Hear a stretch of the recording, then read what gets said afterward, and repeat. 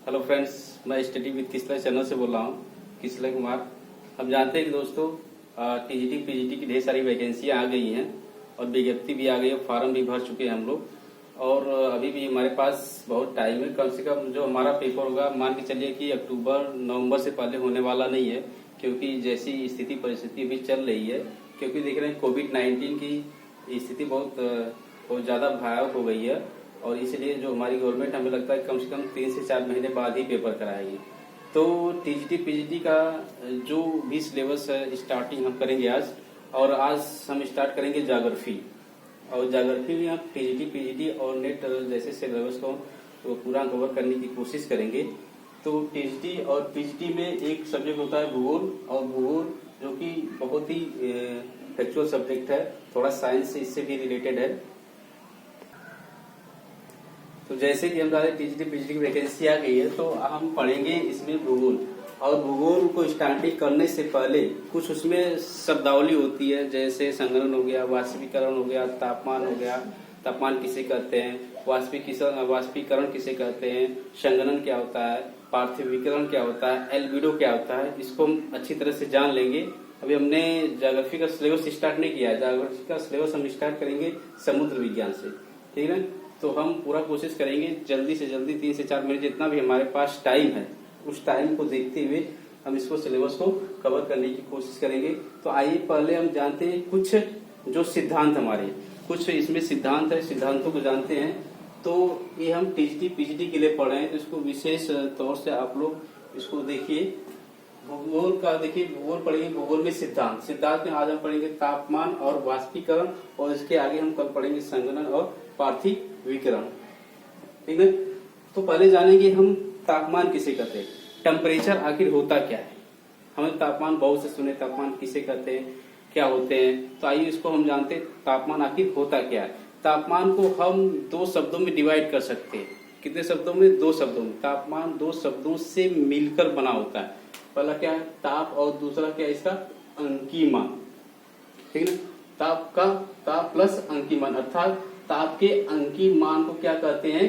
तापमान कहते हैं। देखिए, पहले जब हम पुराने जमाने में थे, जब हमारी यंत्रों की उत्पत्ति नहीं हुई थी, तो हम तापमान को कैसे आंकते थे, कैसे महसूस करते कि यहाँ का टेम्परेचर ज्यादा है या टेम्परेचर कम है, यहाँ का किसी वस्तु का तापमान ज्यादा है या किसी वस्तु का तापमान कम है। किसी चीज को छू करके हमें महसूस होता था कि हाँ ये वस्तु बहुत गर्म है, और किसी वस्तु को छू कर ही महसूस होता था कि ये वस्तु बहुत ठंडी है। तो उस समय क्या था, यंत्रों का विकास नहीं हुआ था। फिर उसके बाद क्या हुआ, जैसे हम आगे धीरे धीरे बढ़ते गए, आधुनिक युग में आए, धीरे धीरे हमारा विकास होता गया, मानव का विकास होता गया, वैसे ही यंत्रों की खोज होती गई। यंत्रों के माध्यम से वर्तमान में हम क्या करते हैं, तापमान को नापते हैं कि हमारे एरिया का या किसी पर्टिकुलर एरिया का इतनी डिग्री सेल्सियस तापमान है। किसी हम यंत्र के माध्यम से नाप करके उसको हम बताते हैं, ठीक है। तो तापमान क्या होता है कि तापमान के अंकीय मान को क्या कहते हैं? तापमान कहते हैं। तापमान होता क्या है? यह एक संवेदनशील ऊष्मा है। क्या है? संवेदनशील ऊष्मा। संवेदनशील ऊष्मा का मतलब क्या होता है?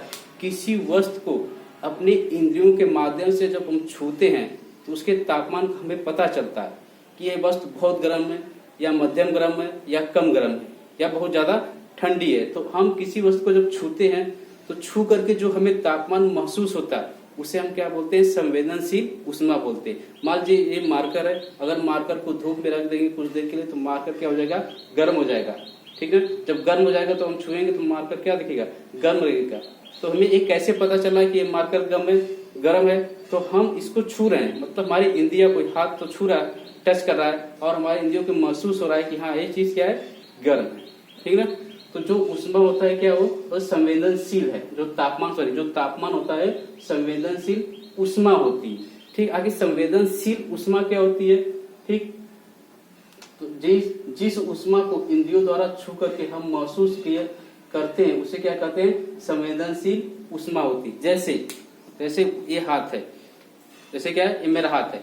जब अपने हाथों को ठंडी बहुत लगती है, तो अपने हाथों क्या करते हैं? ऐसे जल्दी मालिश करते हैं। जब मालिश करते हैं क्या होता है? हमारा हाथ गर्म हो जाता है। गर्म होने का मतलब क्या होता है कि जो हमारे दोनों हथेलियों के बीच के जो अणु है, ठीक है, जो अणु आपस में क्या करें? टकरा रहे हैं, और रगड़ने से क्या होता है? अणुओं की संख्या बढ़ने लगती है। क्या होती है? अणुओं की संख्या क्या होती है, बढ़ने लगती है। जब जब जो वस्तु जितना ही गर्म होगी उसके अणुओं की संख्या क्या होगी, उतनी ही ज्यादा में वृद्धि होगी। जब अणुओं में वृद्धि होगी तो क्या होगा, तापमान में, जाहिर सी बात तापमान में क्या हो जाएगी, वृद्धि हो जाएगी। ठीक है, तो संवेदनशील ऊष्मा क्या है, अणुओं की एक प्रकार की गतिज ऊर्जा होती है। ठीक है, क्या होती है, अणुओं की एक गतिज ऊर्जा। ठीक, तो जैसे हम अपने हथेली को रगड़ रहे हैं तो क्या हो रहा है, हमारे हथेली के बीच के तापमान क्या हो रहा है, बढ़ रहा है। क्यों क्यों बढ़ रहा है, क्योंकि इसके जो अणु एक्टिव हो रहे हैं, क्रियाशील हो रहे हैं। ठीक, एक्टिव हो रहे हैं और उनकी संख्या जैसे जितना तेज हम रगड़ते हैं और जितना तेज रगड़ेंगे उनकी अणुओं की संख्या में क्या होगी, वृद्धि होगी। और वृद्धि होने का होती है अणुओं के तापमान में परिवर्तन होता है। ठीक है, तो अणुओं की गतिज ऊर्जा का मापन क्या है, संवेदनशील जो ऊष्मा होती है वो क्या होती है, अणुओं की गतिज ऊर्जा का क्या है, ये मापन है। क्या है, मापन है। ठीक ना, उसके बाद क्या होता है, जैसे जितनी अणुओं की वृद्धि होगी, जैसे जैसे अणुओं की संख्या में वृद्धि होगी वैसे क्या हो जाएगा, हमारे तापमान में क्या हो जाएगी, वृद्धि हो जाएगी। ठीक, ये चीज हो गई। अब जानते हैं कि तापमान का संबंध किससे किससे है। ठीक है, तापमान का संबंध हम किससे किससे लेते हैं, जैसे सूर्य की रोशनी जब पृथ्वी पर पड़ती है, कोई वस्तु जब गर्म होती है, जब टच करते हैं तो गर्म हो जाती है। जैसे हम जब सूर्य बहुत तेजी से निकलता है तो धूप बहुत तेजी से होती है गर्मियों में। जब गर्मियों में धूप बहुत तेजी से होती है, जब हम नंगे पांव या फर्श पे चलते हैं, छत पे चलते हैं तो हमारा पैर का बहुत तेज गर्म हो जाता है। तो क्या होता है, उस सूर्य के द्वारा ऊर्जा जो मिलती है, सूर्यातप बोलते हैं। ठीक, उसके बाद पार्थिव विकिरण क्या होता है कि दिन के समय क्या होता है, सूर्य से पृथ्वी उष्मा को अवशोषित करती है, ऑब्जर्व रखती है। जब रात होती है, रात होने के पश्चात क्या होता है कि जैसे जैसे वायुमंडल ठंडा होता है वैसे वैसे क्या होता है, पृथ्वी से सूर्य की उष्मा निकलती है, आसमान में जाती है, बाहर जाती है। उसे क्या कहते हैं, पार्थिव विकिरण कहते हैं। क्या करते हैं, पार्थिव विकिरण, मतलब धरती से उष्मा का निकलना क्या होता है, पार्थिव विकिरण कहलाता है। ठीक, उसके बाद का तापी विलोमता का मतलब क्या होता है कि एक निश्चित जैसे जैसे ऊंचाई बढ़ते हैं तापमान घटता है, लेकिन कुछ जैसे जैसे ऊंचाई बढ़ते हैं तो तापमान में कभी अचानक वृद्धि हो जाती है। ठीक है, इसे क्या बोलते हैं, तापी विलोमता। ठीक, या तो जैसे जब हम दिन के समय या तापी विलोमता हम आपको पढ़ाएंगे अलग चैप्टर में, तो यहाँ पे क्या होता है, तापी विलोमता भी इसका क्या है, एक महत्वपूर्ण तापमान का संबंध किससे। उसके बाद धाराएं, जो धाराएं होती है, जो जल धारा होती है, जैसे देखिए हम जब धाराएं पढ़ते हैं तो धाराएं दो प्रकार की होती है, एक ठंडी धारा होती है, एक गर्म जल धारा होती है। ठीक है, तो जो विषुवत रेखा के आसपास से जो धाराएं उत्पन्न होती है, ठीक, ये मान लीजिए कोई सपोज क्या है, ग्लोब है, ये 0 डिग्री और 0 डिग्री 30 ऊपर और 30 नीचे, ये क्या होता है, उष्णकटिबंध होता है। यहाँ पे सूर्य की रोशनी क्या होती है, हमेशा बराबर मिलती रहती है। ठीक ना, तो यहाँ का जल गर्म हो जाता है। जल जब गर्म हो जाएगा और यहाँ का जल जब ठंडा हो जाएगा तो गर्म से मतलब हल्की जब गर्म हो जाएगा तो यह गर्म जल ऊपर उठने लगेगा, वायु यहाँ के ऊपर उठने लगी तो हवाएं धारा क्या होती है, चलने लगती है। ठीक ना, तो जो जल धारा होती है, जल धाराओं को चलने में जल का तापमान का बहुत बड़ा रोल होता है। ठीक है, जल का होता है तापमान का बहुत बड़ा रोल होता है। यहाँ पे जब गर्म हो जाता है, हल्की हो जाता है, तो यहाँ पे क्या होता है कि ये जो भारी जल होता है, भारी जल हल्की जल की ओर प्रभावित होने लगता है। तो धाराओं में भी चलने में तापमान का बहुत बड़ा रोल होता है। उसके बाद लवणता को प्रभावित करती है। जैसे जहाँ पे तापमान ज्यादा होगा वाष्पीकरण ज्यादा होगा, जब वाष्पीकरण ज्यादा होगा तो वहां की लवणता क्या हो जाएगी, बढ़ जाएगी। ठीक, तो लवणता भी क्या तापमान से संबंधित है। वायुदाब कैसे होता है कि जब सूर्य की रोशनी पड़ती है, जब तापमान बढ़ता है तो वहां की वायु गर्म हो जाएगी और गर्म होकर के वायु ऊपर उठने लगेगी और उसका स्थान लेने के लिए उच्च दाब से निम्न दाब की तरफ वायु चलने लगती है। इसे क्या बोलते हैं, वायुदाब। और चक्रवात और प्रतिचक्रवात भी तापमान से संबंधित होता है। ठीक है, चक्रवात चलने का कारण क्या था, हाई प्रेशर से लो प्रेशर की ओर हवाओं का चलना। ठीक, और ये हवाएं क्या होती है, कभी चक्र के रूप में जब घूमने लगती हैं तो ये क्या बन जाता है, चक्रवात बन जाता है। ठीक है, तो ये क्या होता है कि तापमान से संबंध किससे किससे है, सूर्य से है, पार्थिव विकिरण से है, तापी विलोमता से, जलधारा से, लवणता से, वायुदाब से है, चक्रवात और प्रति चक्रवात से। देखिए तापमान बढ़ाने का मेरा मेन रीजन क्या है कि अभी हम वाष्पीकरण पढ़ेंगे। वाष्पीकरण और संघनन ये दो टॉपिकों से रिलेटेड है। तापमान जब तक हम नहीं समझ पाएंगे तब तक हम वाष्पीकरण और संघनन को नहीं समझ सकते, ठीक है ना। उसके बाद तापीय परिवर्तन होता है। तापीय परिवर्तन किस तरह से होता है, अब देखिए क्या है तापीय परिवर्तन। तापमान का बढ़ना क्या होता है, जैसे कोई चीज का कोई वस्तु मान लीजिए इसका तापमान 10 डिग्री सेल्सियस है, ठीक, और इसका तापमान बढ़ा करके 20 डिग्री सेल्सियस कर दिया जाता है, तो क्या होता है तापीय परिवर्तन। तापमान में बढ़ना या घटना क्या होता है तापीय परिवर्तन कहलाता है। तो मान लीजिए कोई वस्तु है, इसको हम इसका तापमान क्या है 10 डिग्री सेल्सियस, अगर बढ़ करके 20 हो जाता है तो क्या होता है तापमान में परिवर्तन हो जाता है, ठीक। और तापमान का घटना मान लीजिए इसका 20 डिग्री सेल्सियस है, इस वस्तु का तापमान अगर घट के क्या हो जाता है 10 डिग्री सेल्सियस हो जाता है, तब भी क्या होता है तापमान में परिवर्तन हो जाता है, ठीक ना। तो तापीय परिवर्तन के लिए संवेदनशील ऊष्मा जिम्मेदार होती है। इसको विशेष ध्यान रखिएगा, जो तापीय परिवर्तन होता है उसके लिए संवेदनशील ऊष्मा ही जिम्मेदार होती है, ठीक है। तो यहाँ पर मैंने स्टार बना के लिखा, इसको विशेष तौर से देखिएगा, संवेदनशील ऊष्मा ही तापीय परिवर्तन के लिए जिम्मेदार होती है, ठीक ना। तापमान नहीं, संवेदनशील ऊष्मा ही तापीय परिवर्तन के लिए क्या होती है जिम्मेदार होती है। तो ये हो गया तापमान के बारे में। आइए इससे संबंधित एक टॉपिक और क्लियर करते हैं, जिसे हम वाष्पीकरण करते हैं, ठीक ना। आखिर वाष्पीकरण होता क्या है, हम भाई बहुत से देखे वाष्पीकरण क्या होता है, वाष्पीकरण जानते हैं, ठीक है। ताकि हम जानेंगे वाष्पीकरण होता क्या, जल का वाष्प के रूप में परिवर्तन होना, ठीक है। जल का क्या होता है, जल का वाष्प के रूप में परिवर्तन होना क्या होता है वाष्पीकरण कहलाता है, ठीक। इसको आइए हम समझते हैं प्रैक्टिकली रूप में। मान लीजिए कोई बर्तन है, ये क्या है, ये कोई बर्तन है, ठीक, और बर्तन को हमने जल भर दिया है और इस बर्तन को किसी चूल्हे या किसी गैस पे रख देते हैं। यहाँ मान लीजिए कोई बर्नर या कोई चूल्हा के गैस है, ठीक है। इसको जब हम जलाते हैं, जब ये जल गर्म होगा, जब जल बहुत ज्यादा गर्म हो जाता है तो जल गर्म होकर के क्या होगा वाष्पीकरण होगा, जल का क्या हो जाएगा वाष्पीकरण हो जाएगा। यहाँ टेम्परेचर क्या हो रहा है, टेम्परेचर इंक्रीज हो रहा है, टेम्परेचर इस वक्त बढ़ रहा है। जल का टेम्परेचर बढ़ने के कारण क्या हो रहा है, जल वाष्प के रूप में परिवर्तित हो रहा है। तो जल का वाष्प के रूप में परिवर्तन होना क्या कहलाता है, क्या कहलाता है वाष्पीकरण कहलाता है, ठीक है। यहाँ मैंने लिखा है जल का वाष्प के रूप में परिवर्तन, जल का वाष्प के जलवाष्प के रूप में परिवर्तन क्या होता है जलवाष्प कहलाता है, ठीक है। देखिए जल क्या कर रहा है अपनी अवस्था को परिवर्तित, एक बात और विशेष ध्यान रखिएगा, ठीक है। वाष्पीकरण तभी होगा जब हम किसी पात्र को गर्म करते उस पात्र का तापमान और वायुमंडल के तापमान में अंतर हो, ठीक है। जैसे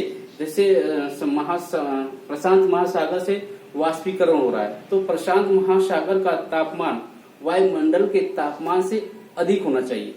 जब तक अधिक होगा तभी वाष्प बदलेगा, ठीक है। तो वायुमंडलीय तापमान और जिस बर्तन से वाष्पीकरण हो रहा है उसके तापमान में अंतर होना चाहिए, ठीक है। वाष्पीकरण तभी होगा जब पात्र का तापमान और वायुमंडल के तापमान में क्या होगा अंतर होना चाहिए, तभी जाकर के वाष्पीकरण होता है, ठीक।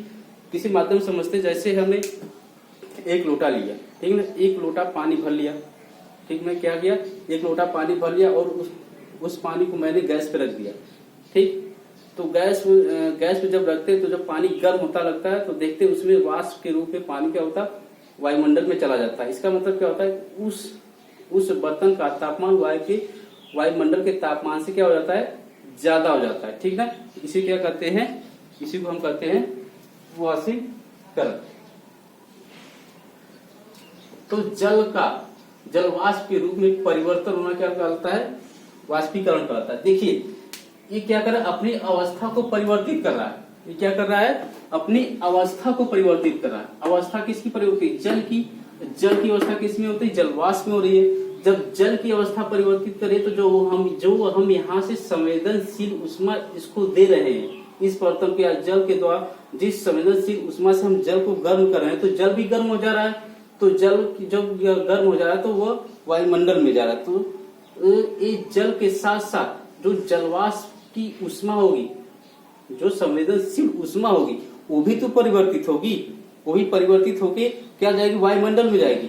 जब वायुमंडल में जल गर्म ऊष्मा चली जाएगी तभी तो जल ठंडा होगा, ठीक ना। जैसे हम जब महासागर पढ़ेंगे तो महासागरों के तापमान जब पढ़ते हैं तो देखते हैं कि समुद्र का ठंडा होना क्या होता है, जब वाष्पीकरण जितना ज्यादा होगा जिस सतह जल का वाष्पीकरण जितना ज्यादा होगा वो क्या होगा, उतना ही ठंडा होगा। ठीक ना। तो क्या होगा, साथ साथ जो संवेदनशील उष्मा है वाष्पीकरण के साथ साथ भी इसका भी परिवर्तन हो रहा है। ठीक ना। तो संवेदनशील उष्मा किसमें परिवर्तित हो रही है, इसको देखिए। तो जल के संवेदनशील उष्मा का रूपांतरण हो रहा है किसमें, जल की गुप्त उष्मा में हो रहा है। किसमें हो रहा है, जल की गुप्त उष्मा की, न कि संवेदनशील उष्मा। ठीक ना। एक गुप्त उष्मा क्या होती है, इसको समझ लेते हैं। गुप्त उष्मा कहते किसे, ठीक ना, किसी एक अवस्था से दूसरी अवस्था में किसी द्रव्यमान या किसी ठोस वस्तु या किसी द्रव्यमान वाली वस्तु को जब एक अवस्था से दूसरी अवस्था में परिवर्तन किया जाता है तो उसमें जितनी उष्मा की उसे आवश्यकता होती है, ठीक है, उसे क्या कहते हैं, गुप्त उष्मा कहते हैं। ठीक। लेकिन एक गुप्त उष्मा क्या करती है, वायुमंडल के तापमान को नहीं बढ़ाती है। ठीक ना। गुप्त मतलब क्या होता है, छिपी हुई उष्मा है। ये वस्तु एक उष्मा क्या है, एक तरह से छिपी हुई उष्मा है। ठीक ना। इसे क्या कहते हैं, गुप्त उष्मा। ठीक है। जो संवेदनशील उष्मा है, जल का संवेदनशील उष्मा किसमें परिवर्तित हो जा रहा है, जल की गुप्त उष्मा में परिवर्तित हो जा रहा है। तो जल के साथ साथ उसकी जल की उष्मा भी वायुमंडल में चली जाती है, इसलिए क्या होता है, जल का तापमान ठंडा होता है। ठीक ना। क्वेश्चन पूछा जाता है कि जब वाष्पीकरण होगा तो जल का तापमान बढ़ेगा या ठंडा रहेगा। तो विशेष ध्यान रखिएगा कि जब वाष्पीकरण होगा जल का तो जल क्या हो जाएगा, ठंडा हो जाएगा। ठीक ना। और जो जल की उष्मा है वो गुप्त रूप में परिवर्तित हो जाएगी। ठीक। गुप्त रूप में मतलब क्या होता है कि जो जल के बीच जो अणु होते हैं, जो अणुओं के बीच जो रंध्र पाए जाते हैं, छोटे छोटे क्षेत्र पाए जाते हैं, उसमें जाकर के उष्मा क्या हो जाती है, स्टोर हो जाती है, इकट्ठा हो जाती है।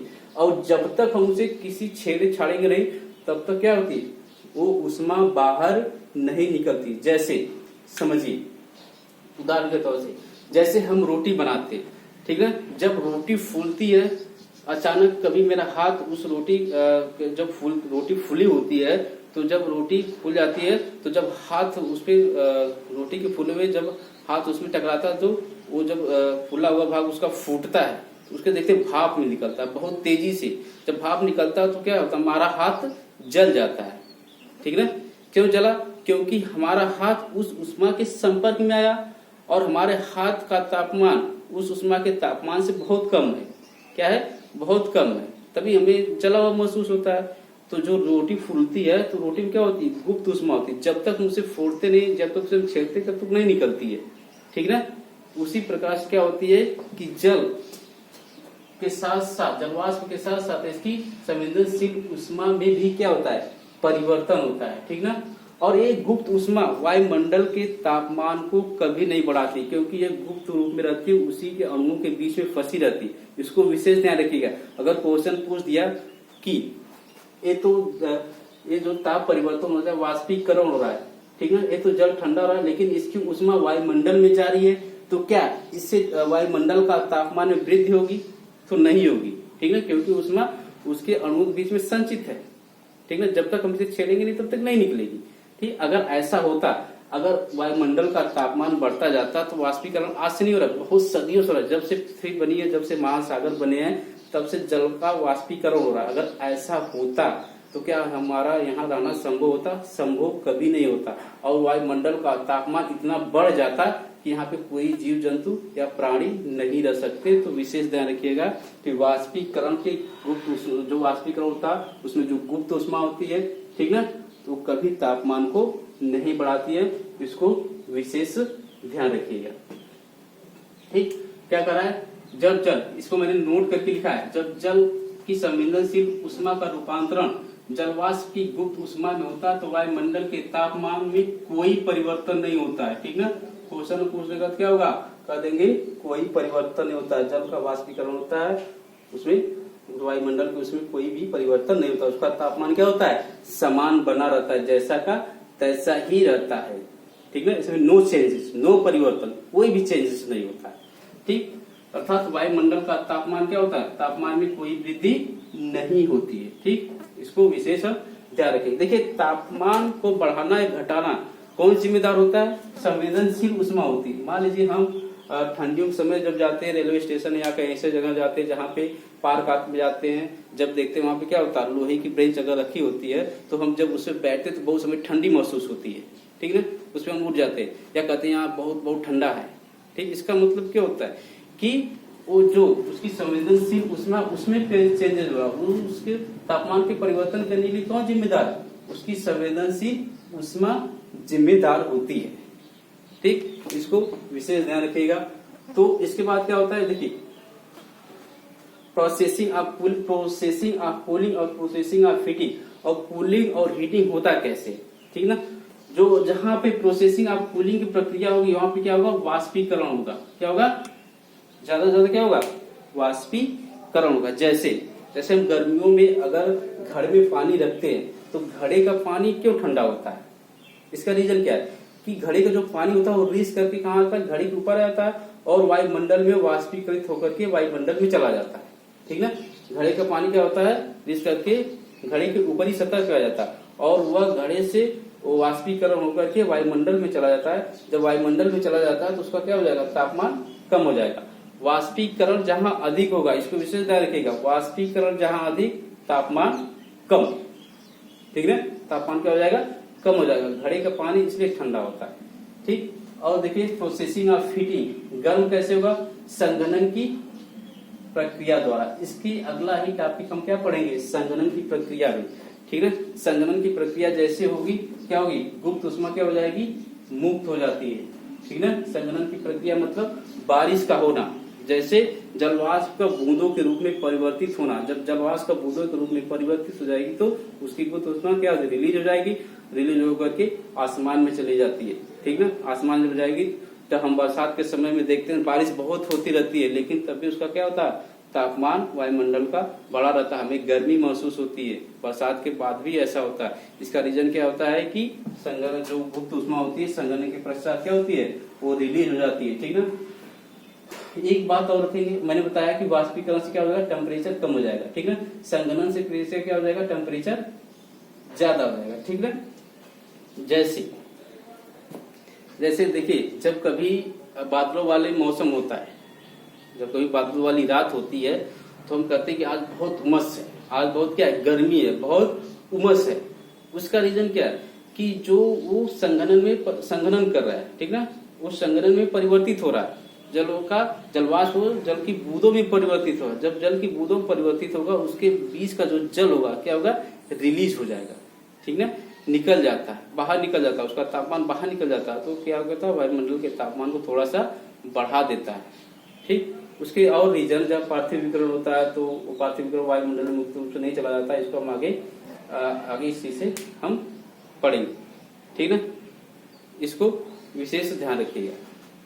ठीक, और एक चीज ये जान लीजिए, जब आगे हम पढ़ेंगे सागरों महासागरों के जल के तापमान में परिवर्तन, तो बंद महासागरों के जल के तापमान अधिक होता है, खुले महासागरों